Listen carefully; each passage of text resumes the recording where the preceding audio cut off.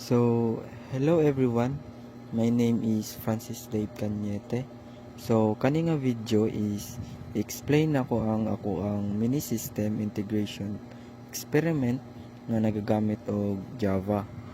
So, kani nga project is naga-show kung how two small system nga naga-work together using integration. So, first, i-describe nako ang mga components sa system.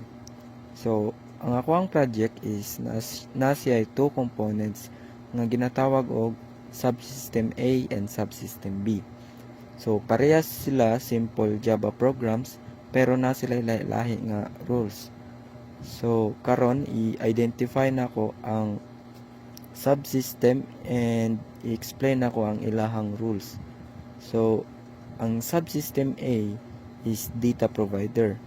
So, ang role niya is naga-create siya og student data and gina-save niya into a file nga ginatawag og JSON student.json. So, sa code, ang subsystem A is naga-create siya og student information such as ID, name, and course. And then, gina-write niya in JSON format.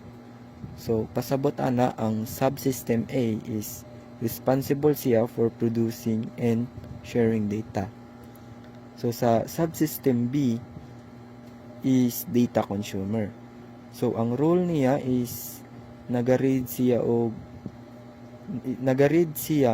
sa student.json file nga gi-create sa subsystem A.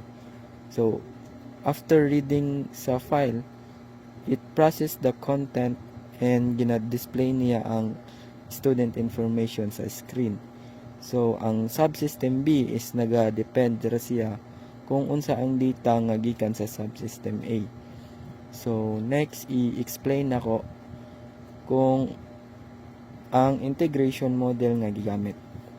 So, ang integration model nga gigamit na kuani sa kaning experiment is data integration. So, choose na ko ang data integration because subsystem A and subsystem B nag-communicate sila by sharing data through a file. So, ang subsystem A is dili siya directly nga nag-call sa subsystem B. So, instead, naga-provide siya og data and ang subsystem B naga-read and ginagamit niya ang data. So, karon i-demonstrate na ko ang integration. So, first, i-run na ko ang subsystem A. So, pag mo-run siya is nag-create siya og student.json file successfully.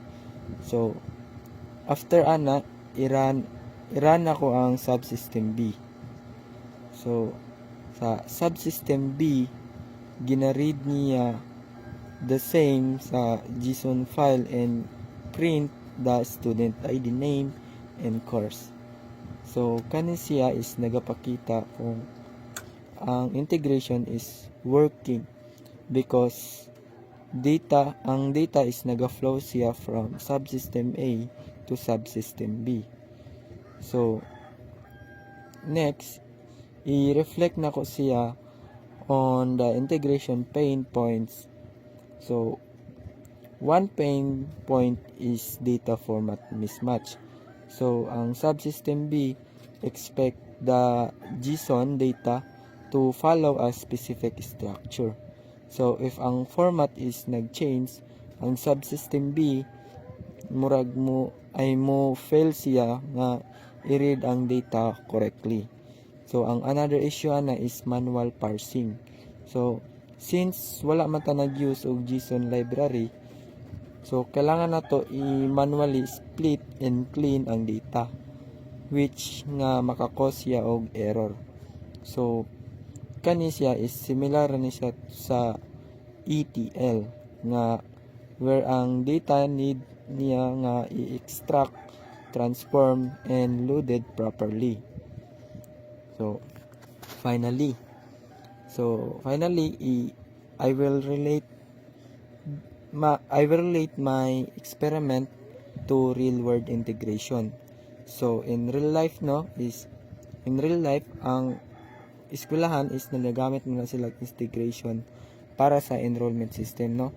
So isa sa example ana is ang isa ka system is nag-store siya og student data, and another system is gi-read niya para sa report or billing. So banks, HR system, and finance software is also nagagamit na sila og data integration para mag-share og information between sa system. So kani siya nga simple project is ginatabangan ta kung unsaon pag understand ang real system na mag-communicate using shared data.